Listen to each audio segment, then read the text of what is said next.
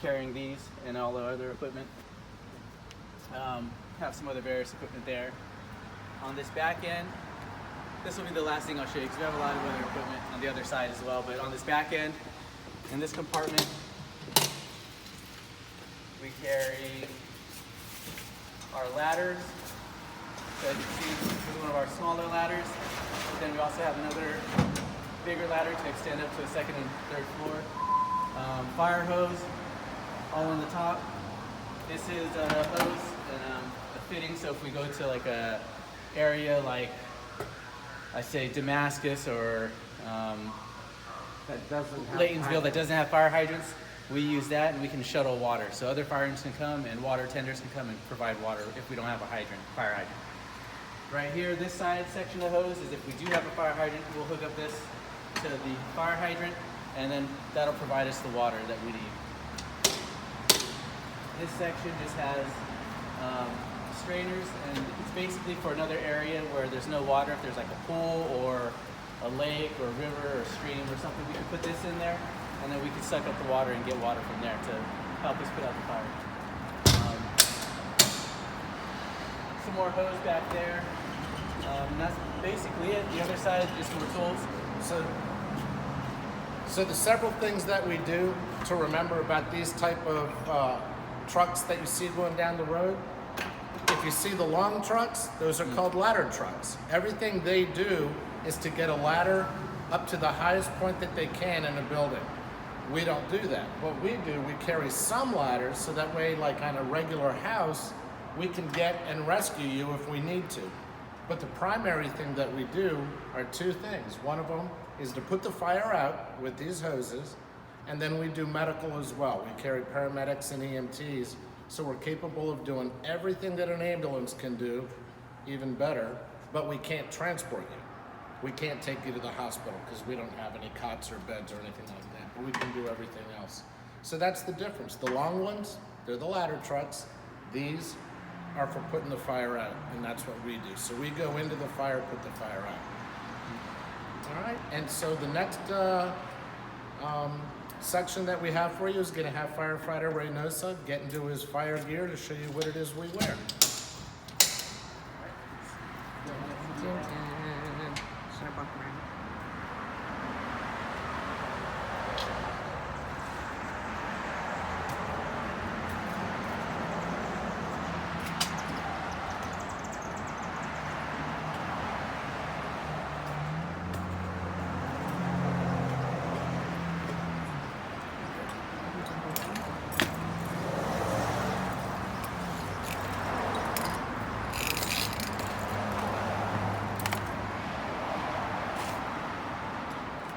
Timing it or just going on?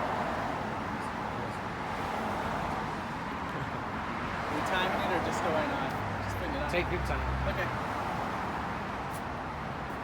You want to explain it while I do it or you want Sure. Okay. So what firefighter Reynosa is going to do is he's going to put on what we call our bunker pants.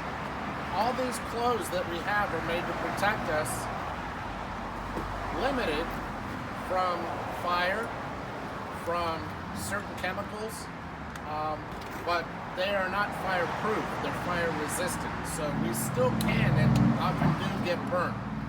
So these just give us a little bit more time to get out of a fire or to go in deeper into a hotter fire than we would if we didn't have this type of gear.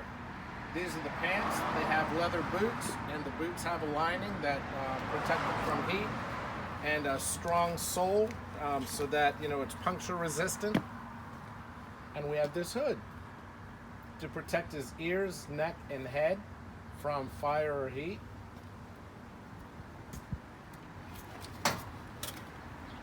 And this coat, which is also rip resistant, so it's protecting against tears. It's made out of a product called Gore-Tex. And if you see the little squares on here, these little squares are made to only rip so much up to a certain point, so it makes it stronger.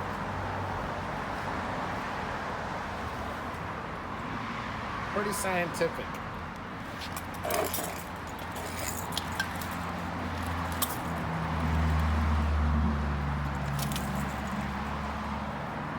So what he's just put on is the air pack. And what people think we wear, they call it an oxygen pack. It is not oxygen, it's compressed air, the same air that we breathe every day that we're breathing right now, but put into a bottle. It's not oxygen because oxygen blows up and that would be bad.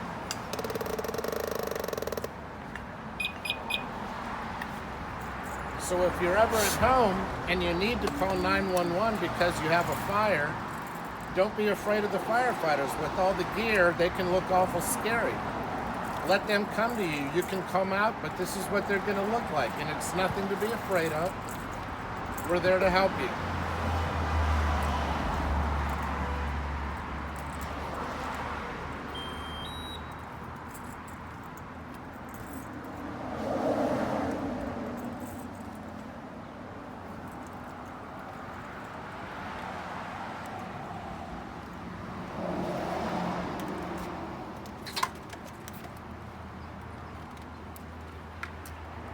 So he's got his hood on, he's got his face piece on, he's getting ready to go what we call going on air, so he'll be breathing the air out of here.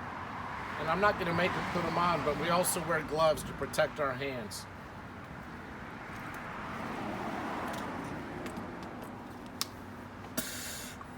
You want a social distance? So that's what it sounds like. Go on up close to him, Mary Beth. And then listen to what it sounds. Sounds like Darth Vader. But nothing scary. It's still Gino. And when firefighters come, they're there to help you. How much does all that weigh? The backpack itself weighs 45 pounds.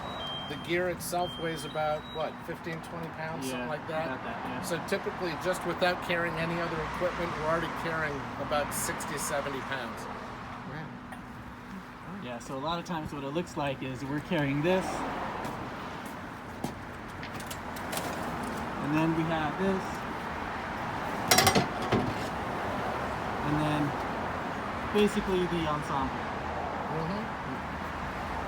So there's a lot of equipment to carry. You have to be in pretty good shape, and Gino obviously is, and I got a little work to do, but we're good.